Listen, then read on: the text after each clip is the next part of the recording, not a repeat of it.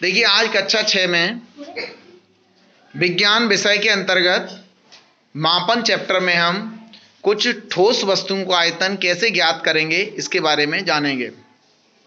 अक्सर आयतन से आप लोग परिचित नहीं होते हैं।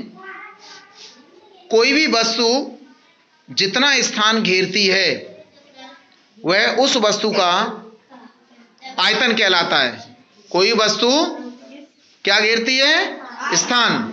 कोई वस्तु जितना स्थान घेरती है वह उस वस्तु का आयतन कहलाता है। क्या कहलाता है? आयतन। अब देखिए मेरे पास ये ईंट है। इस ईंट का आयतन हमें ज्ञात करना है। इसका आकार कैसा है? इसका आकार किस टाइप का है? इसका आकार है घनाभ। कैसा है? घनाभ के आकार का। कैसा है? घनाभ के आकार का। आयतन के लिए 3 भुजाओं की जरूरत होती है जिनको हम लंबाई, जैसे ये देखेंगे हम, ये क्या है इसकी? लंबाई। ये क्या होती है? चौड़ाई। और ये क्या होती है? ऊंचाई या मोटाई, है ना? लंबाई, चौड़ाई और ऊंचाई। तो इन 3 नापों की हमें आवश्यकता पड़ती है। इसके लिए हम सबसे पहले ईंट की लंबाई नापते हैं। क्या नापेंगे? लंबाई। और लंबाई नापने के क्रम में हम देखते हैं इसकी लंबाई कितनी है? 21 सेंटीमीटर। कितनी है? 21 सेंटीमीटर। कितनी है? 21 सेंटीमीटर। अब इसकी हम चौड़ाई नापते हैं। चौड़ाई कितनी है इसकी? 10 सेंटीमीटर। कितनी आ गई? आपने देख लिया, 10 सेंटीमीटर इसकी चौड़ाई है। अब हम इसकी मोटाई नापते हैं। मोटाई का मतलब ऊंचाई। ऊंचाई नापेंगे इसको, ऐसे करके रख लीजिए, पकड़िए इसको। इसकी मोटाई नापेंगे तो मोटाई इसकी है, आप देखेंगे मोटाई के क्रम में इसकी मोटाई है 7 सेंटीमीटर। कितनी है? आप सब देख रहे हैं कितनी है? कितनी है ये? 7 सेंटीमीटर। कितनी है? इसकी मोटाई 7 सेंटीमीटर है। अब देखिए इसकी लंबाई, चौड़ाई और ऊंचाई को हमने यहाँ लिख दिया। इसकी लंबाई कितनी थी?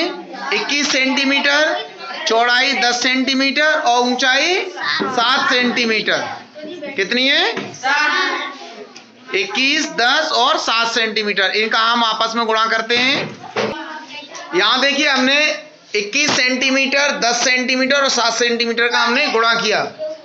इसके लिए हमने 21, 10 और 7 ये आंकिक मान अलग कर लिए और इनकी जो मात्रक थे उन मात्रकों को अलग लिख लिया। सेंटीमीटर गुणा सेंटीमीटर गुणा सेंटीमीटर।